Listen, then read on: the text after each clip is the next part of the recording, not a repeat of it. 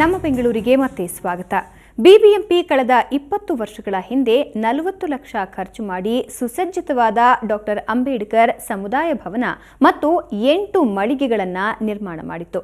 ಆದರೆ ಕಟ್ಟಿದ್ದೇ ಹೆಚ್ಚಾಗಿ ಹೋಯಿತು ಪಾಲಿಕೆಗೆ. ಕಟ್ಟಿದ ಬಳಿಕ ಮಳಿಗೆಗಳನ್ನು ಬಾಡಿಗೆಗೆ ನೀಡಿ ಆದಾಯ ಮಾಡಿಕೊಳ್ಳೋದನ್ನೇ ಪಾಲಿಕೆ ಮರೆತು ಬಿಟ್ಟಿದೆ. ಜಯ ಕರ್ನಾಟಕ ಸಂಘಟನೆ ಸದಸ್ಯರು ಇವತ್ತು ಇದರ ಬಗ್ಗೆ ಪ್ರತಿಭಟನೆ ನಡೆಸಿದ್ರು. ಮಳಿಗೆಗಳನ್ನು ಬಾಡಿಗೆಗೆ ನೀಡದೆ ಖಾಲಿ ಬಿಟ್ಟಿರೋ ಪಾಲಿಕೆ ಕ್ರಮದ ವಿರುದ್ಧ ಕಾರ್ಯಕರ್ತರು ಆಕ್ರೋಶ ವ್ಯಕ್ತಪಡಿಸಿದ್ರು. ಕೂಡಲೇ ಪಾಲಿಕೆ ಇಲ್ಲಿರೋ ಕಟ್ಟಡಗಳು ಹಾಗೂ ನಗರದ ಬೇರೆ ಬೇರೆ ಕಡೆಗಳಲ್ಲಿರೋ ಕಟ್ಟಡಗಳ ಬಗ್ಗೆ ಗಮನ ಹರಿಸಬೇಕು, ಇಲ್ಲದಿದ್ದರೆ ಮುಂದಿನ ದಿನಗಳಲ್ಲಿ ಉಗ್ರ ಹೋರಾಟ ಮಾಡೋ ಎಚ್ಚರಿಕೆಯನ್ನು ಕಾರ್ಯಕರ್ತರು ನೀಡಿದ್ರು.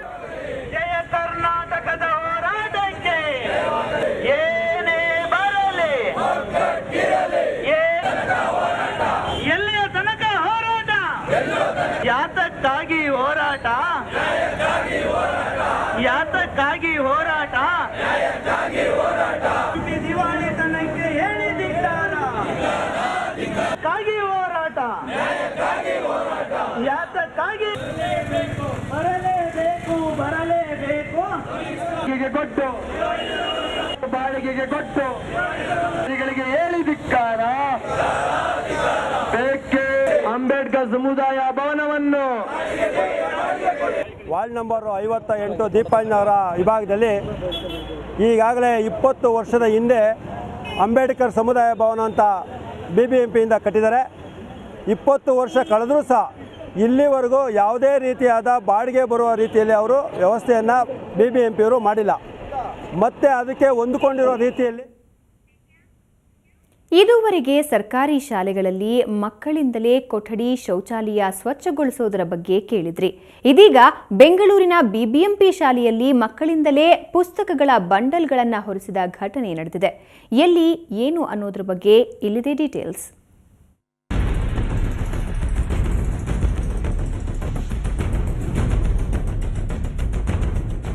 ಹೀಗೆ ಸಾಲಾಗಿ ನಿಂತು ಪುಸ್ತಕಗಳನ್ನು ಸಾಗಿಸುತ್ತಿರೋ ಇವರೆಲ್ಲ ಬಿಬಿಎಂಪಿ ಶಾಲಾ ವಿದ್ಯಾರ್ಥಿಗಳು.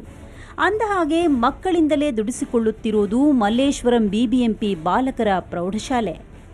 ಮಲ್ಲೇಶ್ವರಂನಲ್ಲಿರುವ ಬಿಬಿಎಂಪಿ ಬಾಲಕರ ಹೈಸ್ಕೂಲಿಗೆ ಇಂದು 3 ಲೋಡ್ನಷ್ಟು ಪುಸ್ತಕಗಳು ಪೂರೈಕೆಯಾಗಿದ್ವು. ಆದರೆ ಅಷ್ಟೂ ಪುಸ್ತಕಗಳ ಬಂಡಲ್ಗಳನ್ನು ಶಾಲಾ ಮಕ್ಕಳೇ ಸಾಗಿಸುತ್ತಿದ್ದ ದೃಶ್ಯ ಕಂಡುಬಂತು. ಈಗ ಆ್ಯಕ್ಚುಲಿ ಇದು ಮಡಿವಾಳ ಗೋಡನ್ಗೆ ನಾವು ಗೌರ್ಮೆಂಟಿಂದ DSCRTಯಿಂದ ತರಿಸ್ಕೊಳ್ತೀವಿ. ಅದು ಮಡಿವಾಳ ಗೋಡನ್ಗೆ ಹಾಕ್ತಾರೆ. ಮಡಿವಾಳ ಗೋಡನಿಂದ ನಾವು DD ಕೊಟ್ಬಿಟ್ಟು ಇಲ್ಲಿ ಮಲ್ಲೇಶ್ವರಂಗೆ ಸೆಂಟ್ರ್ ಪ್ಲೇಸ್ ಅಲ್ವಾ, ಇಲ್ಲಿ ಡಂಪ್ ಮಾಡ್ಕೊಳ್ತೀವಿ. ನಂತರ ಎಲ್ಲ ಶಾಲೆಗಳಿಗೂ ಡಿಸ್ಟ್ರಿಬ್ಯೂಟ್ ಅಂದ್ಕೊಂಡು ನೆನ್ನೆ ನಮ್ಮ ಸ್ಟಾಫು ಮಾಡಿದ್ದಾರೆ. ನಮ್ಮ ಸ್ಟಾಫೇ ಮಾಡಿದ್ದಾರೆ. ಬೆಳಗ್ಗೆ ಬಂದ ಮಕ್ಕಳು ಇಲ್ಲಿರೋ ಸ್ವಲ್ಪ ಸೆಟ್ರೇಟ್ ಮಾಡೋಣ ಅಂತ ಹೇಳ್ಬಿಟ್ಟು ಇದು ಮಾಡಿದ್ದಾರೆ. ನಗರದಲ್ಲಿ 34 ಬಿಬಿಎಂಪಿ ಹೈಸ್ಕೂಲ್, 13 ಪ್ರಾಥಮಿಕ ಶಾಲೆಗಳಿವೆ. ಈ ಎಲ್ಲ ಶಾಲೆಗಳಿಗೆ ಪುಸ್ತಕ ವಿತರಿಸಲು ಬಿಬಿಎಂಪಿ ಸಿಬ್ಬಂದಿ ನೇಮಕ ಮಾಡಿದೆ. ಆದ್ರೆ ಇಲ್ಲಿ ನಡೆದಿದ್ದೇ ಬೇರೆ. ಪುಸ್ತಕಗಳನ್ನ ನೆಲದಲ್ಲಿ ಚೆಲ್ಲಾಪಿಲ್ಲಿಯಾಗಿ ಬಿಸಾಡಿ ವಿದ್ಯಾರ್ಥಿಗಳಿಂದಲೇ ಭಾರವನ್ನ ಹೊರಿಸಿದ್ದಾರೆ. ಇನ್ನು ಸುವರ್ಣ ನ್ಯೂಸ್ ಕ್ಯಾಮೆರಾ ಕಂಡ ತಕ್ಷಣ ಶಾಲೆಯ ಶಿಕ್ಷಕರು ಮಕ್ಕಳನ್ನ ಪುನಃ ತರಗತಿಯೊಳಗೆ ಕಳಿಸ್ಬಿಟ್ರು. ಟೀಚರ್ಸ್ ಬಂದು ಹೇಳ್ಕೊಟ್ರು ನಮಗೆ ಬುಕ್ಸ್ ಹಾಕ್ಬೇಕಂತ, ಅದಕ್ಕೆ ನಾವು ಹಾಕ್ತಿದ್ದೀವಿ. ಕ್ಲಾಸ್ ಐತೆ ಆದರೂ ಬುಕ್ಕು ನಮ್ಗೆ ಕೊಟ್ಟಿಲ್ಲ ಇನ್ನು. ಕ್ಲಾಸ್ ಐತೆ ಆದರೂ ಬುಕ್ಕು ನಮ್ಗೆ ಕೊಟ್ಟಿಲ್ಲ ಇನ್ನು. ಬುಕ್ ನಮ್ಗೆ ಬೇಕಂದ್ರೆ ನಮ್ಗೆ ಕೊಡ್ತಾರೆ ಇವತ್ತು, ಅದಕ್ಕೆ ನಾವು ಎತ್ತಿಕ್ತಾ ಇದ್ದೀವಿ. ಟೀಚರ್ ಎಜುಕೇಷನ್ ಆಫೀಸರು ಎಲ್ಲರೂ ಎತ್ತಿಕ್ಕಂತ ನಾವು ಎತ್ತಿಕ್ತೀವಿ. ಇಲ್ಲ ಹಾಫ್ ಡೇ ಇಲ್ಲ ಇವತ್ತು, ಇವತ್ತೇ ಎತ್ತಿಕ್ತಾ ಇರೋದು ಅಷ್ಟೇ. ಎತ್ತಿಕ್ತಾ ಇದ್ದೀವಿ ಅಷ್ಟೇ. ನಾವು ಒಂದು 10 ನಿಮಿಷ ಎತ್ತಿಕ್ಬಿಟ್ಟು ಹೋಗ್ಬಿಡ್ತೀವಿ ಕ್ಲಾಸ್. ಹೋಗ್ಬಿಡ್ತೀವಿ. ನಮ್ಗೆ ಇನ್ನೂ ಬುಕ್ಸ್ ಕೊಟ್ಟಿಲ್ಲ. ಇದನ್ನ ನಮ್ಮ ಬುಕ್ ಎಲ್ಲ ಐತೆ ನೋಡ್ಬಿಟ್ಟು ತಗೊಂಡು. ಈ ಸಲ ಬಿಬಿಎಂಪಿಯ ಶಾಲೆಗಳಿಗೆ ಪುಸ್ತಕಗಳನ್ನು ಸರ್ಕಾರ ಈ ತಿಂಗಳಲ್ಲೇ ಹಂಚಿಕೆ ಮಾಡಲು ಮುಂದಾಗಿದ್ದು ಈಗಾಗಲೇ 3 ಲೋಡ್ಗಳಷ್ಟು ಪುಸ್ತಕಗಳು ಬಂದಿವೆ. ಆದರೆ ಸಿಬ್ಬಂದಿ ಕೊರತೆಯಿಂದ ಅದ್ಯಾವ ಕಾಲಕ್ಕೆ ನಗರದ ಎಲ್ಲ ಬಿಬಿಎಂಪಿ ಶಾಲೆಗಳಿಗೆ ಪುಸ್ತಕ ತಲುಪುತ್ತೋ ಅನ್ನೋದನ್ನ ಕಾದು ನೋಡಬೇಕು. ಬೆಂಗಳೂರಿನಿಂದ ಕ್ಯಾಮ್ರಾಮನ್ ಶಿವಕುಮಾರ್ ಜೊತೆ ಮಮತಾ ಮರ್ಥಾಳ, ಸುವರ್ಣ ನ್ಯೂಸ್. 2014-15ನೇ ಸಾಲಿನ ಶೈಕ್ಷಣಿಕ ವರ್ಷದ ತರಗತಿಗಳು ಪ್ರಾರಂಭವಾದರೂ ಇನ್ನೂ ಮುಗಿದಿಲ್ಲ ಆರ್ಟಿಇ ಗೊಂದಲ. ಉಚಿತ ಮತ್ತು ಕಡ್ಡಾಯ ಶಿಕ್ಷಣ ಅಡಿಯಲ್ಲಿ ದಾಖಲಾಗಿರುವ ಮಕ್ಕಳಿಗೆ ಖಾಸಗಿ ಶಾಲೆಗಳಲ್ಲಿ ಶಿಕ್ಷಣವನ್ನು ಉಚಿತವಾಗಿ ನೀಡಬೇಕು. ಆದರೆ ಇಲ್ಲಿ ಕೆಲ ಖಾಸಗಿ ಶಾಲೆಗಳು ಆರ್ಟಿಇ ಅಡಿಯಲ್ಲಿ ದಾಖಲಾಗಿರುವ ಮಕ್ಕಳಿಂದ ಸಾವಿರಗಟ್ಟಲೆ ಫೀಸನ್ನು ವಸೂಲಿ ಮಾಡೋದಕ್ಕೂ ಮುಂದಾಗಿವೆ. ಇನ್ನು ಇದನ್ನ ವಿರೋಧಿಸಿ ಇವತ್ತು ಪೋಷಕರು ಶಾಲೆಗಳ ವಿರುದ್ಧ ಆರ್ಟಿಇ ಕಾರ್ಯಪಡೆಗೆ ದೂರು ಸಲ್ಲಿಸಿದರು.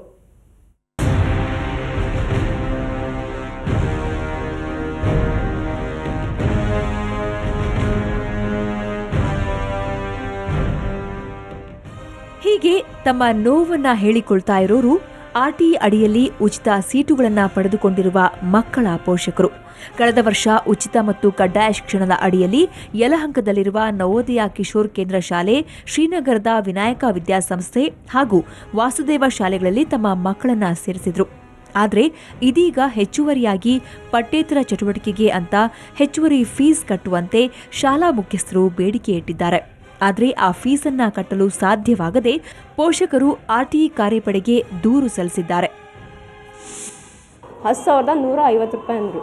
10,150 ರೂಪಾಯಿ ಯಾಕೆ ಅಂತ ನಾನು ಕೇಳಿದ್ದಕ್ಕೆ, ಇದು ಅಡ್ಮಿಷನ್ ಜಾಸ್ತಿ ಮಾಡಿದ್ದೀನಿ, ಬಟ್ಟೆ ಕೊಡಬೇಕು, ಬುಕ್ ಕೊಡಬೇಕು, ಬುಕ್ ಎಷ್ಟು ಆಗುತ್ತೆ ನಾವು ಅಂತ ಆನ್ಸರ್ ಕೇಳಿದ್ದಕ್ಕೆ ಅವ್ರು ಏನೂ ಆನ್ಸರ್ ಕೊಡಲಿಲ್ಲ. ನಾನು ಬರ್ಕೊಡ್ರಿ, ಇಷ್ಟಾಗುತ್ತೆ ಅಂತ ಅಮೌಂಟ್ ಬರ್ಕೊಡ್ರಿ ಅಂದ್ರೂ ಬರ್ಕೊಟ್ಟಿಲ್ಲ.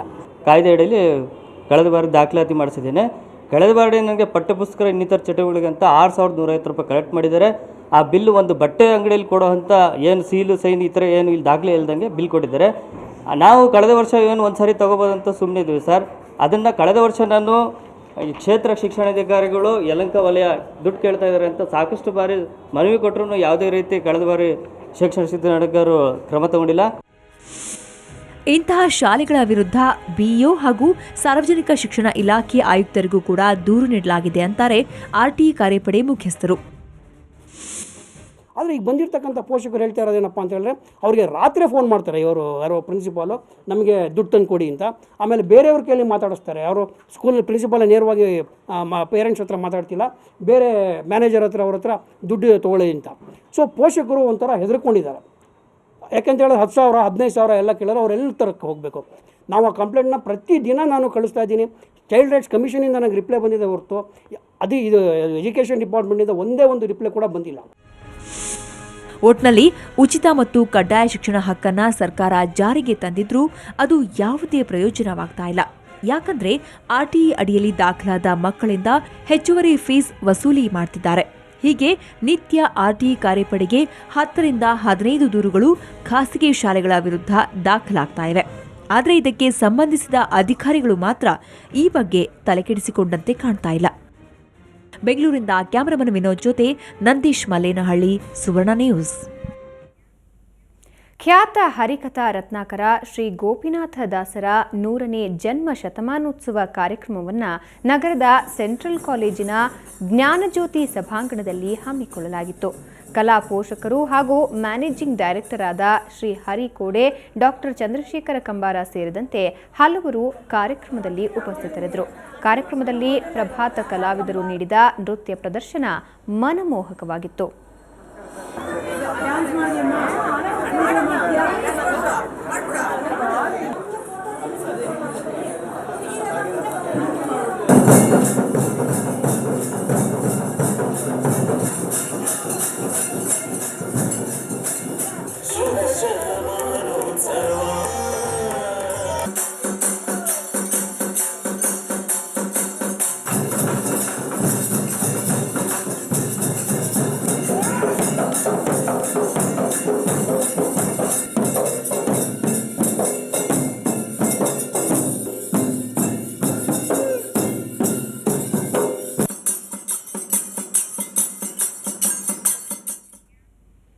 ಈಗ ಒಂದು ಬ್ರೇಕ್ನ ನಂತರ ನಮ್ಮ ಬೆಂಗಳೂರು ಮತ್ತೆ ಮುಂದುವರಿಯುತ್ತೆ.